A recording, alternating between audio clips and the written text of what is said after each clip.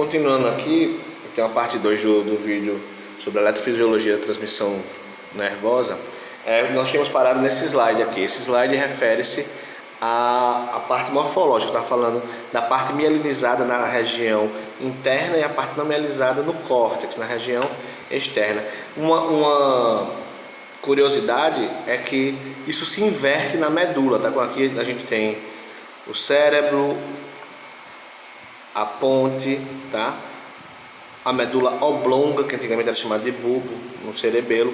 Então, quando vai para a medula espinal, ele se inverte. A parte mielinizada, como os nervos vão partir, e nervos são feixes de axônios, como eles vão partir da medula, então a parte de fora, ou seja, a parte cortical da medula, voltando aqui, a parte cortical da medula, a parte cortical da medula é que dessa vez será mielinizada.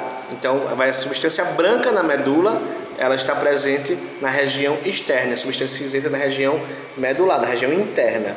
Então, se inverte quando a gente fala de encéfalo, tá bom?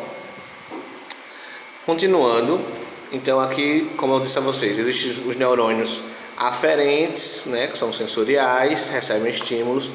Os interneurônios, só você lembrar que inter significa entre, então interneurônios, um neurônio que vai estar entre um e outro. Bom, vai ser os neurônios integradores e os neurônios eferentes, são aqueles que vão se comunicar com outros órgãos, tá? Então os sensoriais são os aferentes. Tudo isso parte morfológica ainda. Aqui as células morfológicas, a gente fala em morfológica, né? As células que compõem, mas que não são funcionais, não apresentam a função essencial do sistema nervoso, tá? Que são as células da glia, né? Então o tecido nervoso pode ser de dois tipos: neurônios e células da glia, ou células gliais, ou neuroglias ainda. São muito mais numerosas que os neurônios, sua função é nutrir e proteger o sistema nervoso central, hein? Então aí nós temos astrócito, microglia, nós temos oligodendrócitos. Então tem a função imunológica, dizemos assim, tá? Para desempenhar um papel imunológico, proteger os neurônios e dar suporte, tá?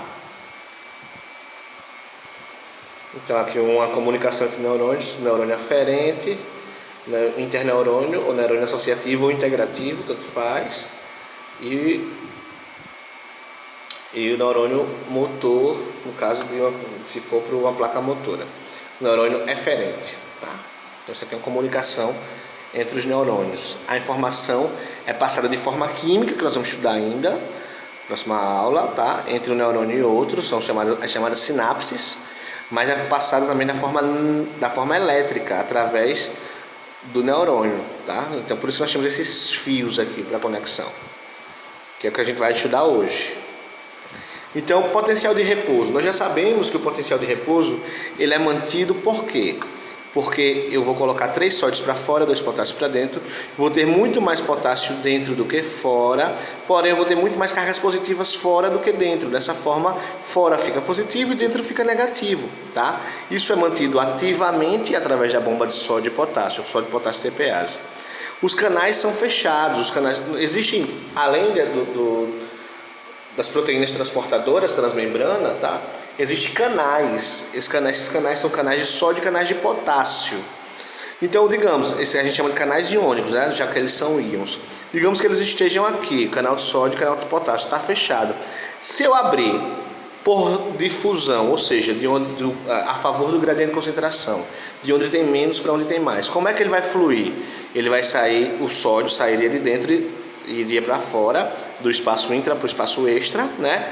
E, aliás, o potássio, né? Iria do espaço intra para o espaço extra, e o sódio iria do extra para o intra, a favor do gradiente de concentração, ou seja, de onde tem mais para onde tem menos, né? Para fazer um equilíbrio. Então, se eu abrisse canais aqui, canal de potássio, só passa potássio, está aberto aqui, sem precisar desse transportador, só abriu para potássio, o que vai acontecer? Potássio sai. Tá? Se eu abrir para sódio, o que vai acontecer? Sódio entra. Só que eles estão fechados. E no neurônio, especificamente, eles precisam de estímulos para serem abertos. Enquanto isso, a bomba de sódio e potássio mantém a membrana polarizada. O que é a membrana polarizada? Eu tenho polo negativo interno e polo positivo externo. Tá? Mantendo a diferença de potencial aí de cerca de menos 65 microvolts, milivolts, aliás. Então, o que é um potencial de ação? Aí, nesse caso, é o estímulo necessário. Então, houve o estímulo necessário. O que aconteceu? Os dendritos, os axônios, receberam esse estímulo necessário, abriram as comportas de sódio, tá? Abriram as comportas, ou seja, os canais iônicos. O que é que vai acontecer? O sódio vai entrar, gente, porque tem muito mais sódio fora do que dentro, devido à bomba de sódio e potássio estar sempre trabalhando. Então, se eu abrir um canal iônico para sódio, o sódio vai entrar. Então, nesse caso, quando chega o estímulo, eu vou abrir um canal iônico para sódio e vou abrir um pouquinho, né? Não vou escancarar, vou abrir um pouco do canal de potássio. Então, o potássio vai começar a sair, e o sódio vai começar a entrar. Então, o que é que vai acontecer? Vai inverter a carga. Inverteu. Então, agora eu tenho muito mais cargas positivas dentro e muito menos cargas positivas fora. Então, eu inverti. Dentro é positivo agora e fora é negativo. Por quê? Porque o sódio, houve um influxo de sódio. Tá? O sódio entrou e o potássio começou a sair vagarosamente, mas a importância é que o sódio entrou. Então eu tenho sódio e potássio, uma concentração alta, cargas positivas altas dentro da célula agora. Então houve uma despolarização. Se o estímulo for suficiente vai acontecer uma onda de despolarização, tá? Então vai acontecer durante todo o prolongamento axonial, o que a gente chama de potencial de ação, tá? Ou impulso nervoso, certo? Então, se acontecer uma onda de despolarização, vai ser o nosso impulso nervoso. Então, a informação é passada dessa maneira. Chega no dendrito, o dendrito induz a abertura dos canais de sódio e as aberturas dos canais de potássio um pouco, tá? O sódio começa a entrar, o potássio permanece dentro ainda, mas começa a sair vagarosamente. Ou seja, dentro eu vou ter muito mais cargas positivas. Então, houve uma inversão da quantidade de cargas elétricas. Então, se isso acontecer durante toda a fibra, isso vai ser o nosso impulso nervoso ou potencial de ação. Certo? Então, a membrana está em repouso, canais sódios fechados, sódio bombeado ativamente para fora. Acontece o estímulo, a abertura dos canais de sódio, possibilitando a entrada. Então, o sódio entra, veja bem, é o impulso nervoso se propagando. Essa animação mostra bem o que acontece, tá? Então, mais uma vez, voltando, um impulso nervoso, ok? A repolarização é o que? A repolarização, ela acontece imediatamente à onda de despolarização, tá? Então, o canal de potássio se abre ainda mais, tá? Então, os canais de sódio se escancaram, de potássio se escancaram, podemos dizer assim. Então, o potássio vai começar a sair, deixando dentro menos positivo, tá? Então, ó, imediatamente após a onda de despolarização ter se propagado ao longo da fibra nervosa, o interior da fibra torna-se carregado positivamente. Ok, houve uma despolarização, né? Devido à difusão de íons para o interior. Esta positividade determina a parada do fluxo de íons sódios para o interior, porque o íon sódio que estava fora já entrou todo, então eu fiquei com mais íons sódios dentro do que fora. Então eu parei a difusão de íons sódios para o interior da célula, tá?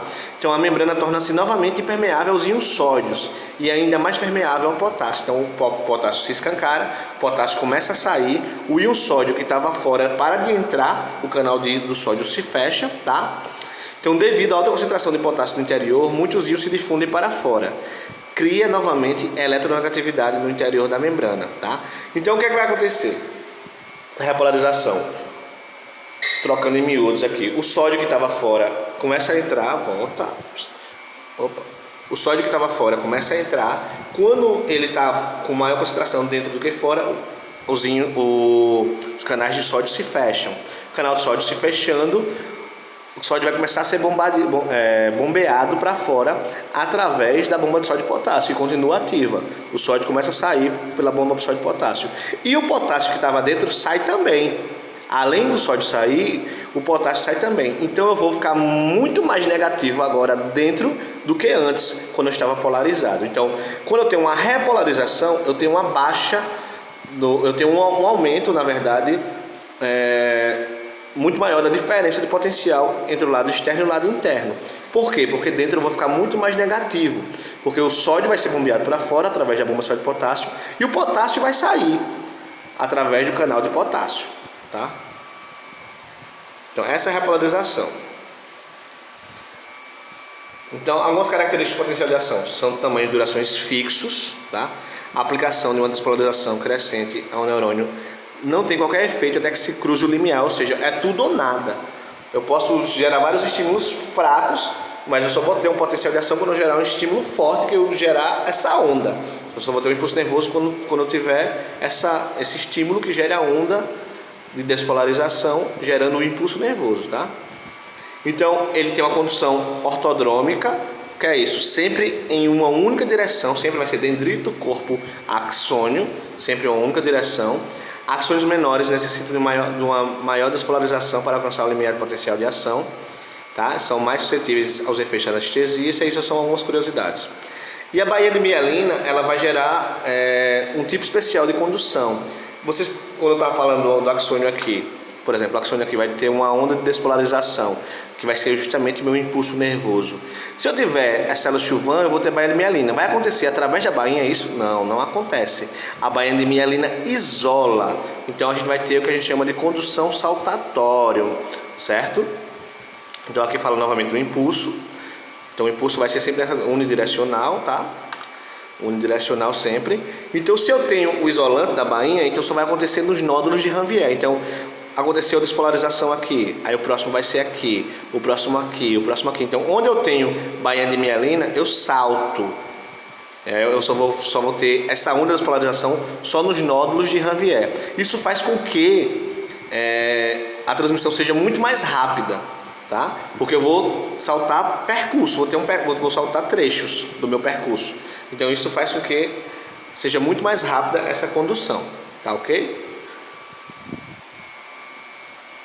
Então esse aqui é um gráfico que fala o tempo em milissegundos e aqui o meu potencial de membrana, tá? Então no potencial de repouso, então vejam bem, potencial de repouso é igual a membrana polarizada, dentro negativo e fora positivo, membrana polarizada. Eu estou aqui em cerca de menos 65, pode ser de menos 65 até menos 90 milivolts, tá? Então membrana polarizada. Aconteceu um estímulo, vai acontecer o que? Vou despolarizar, atingir o limiar, ou seja, só a partir daqui agora que eu vou ter o meu potencial de ação, o meu impulso nervoso, vai ser um aumento aí da carga interna, podemos dizer assim, tá? Então, só atingir o limiar, o estímulo foi suficiente para que eu tive meu potencial de ação. Cheguei aqui no meu potencial de ação, vou começar um decréscimo que vai ser minha onda de repolarização. Veja aqui que nesse ponto está mais negativo do que o patamar da membrana polarizada. Então, na repolarização, eu vou bombear potássio para fora e vou bombear sódio. Aliás, o potássio não vai ser bombeado, o potássio vai sair por difusão, porque o canal vai estar aberto, tá? O canal vai estar aberto. E eu vou bombear o sódio para fora, porque a bomba de sódio e potássio está ativa. Desta forma, eu vou ter uma negatividade bem maior durante a repolarização. Aí depois volta ao patamar da polarização, esperando outro estímulo. Então esse aqui é meu gráfico, tá? Então, impulso saltatório, nós já falamos, né? Salta através dos nódulos de Ranvier, acelerando aí. Então por isso que os neurônios mielinizados são muito mais rápidos que os neurônios desmielinizados, tá ok? Beleza. Vamos para o saltatório. Então é isso, gente. Eu vou postar agora essa aulinha e vou mandar um exercício para vocês. Então essa será a aula de hoje. Um abraço a todos. Qualquer dúvida, estou online.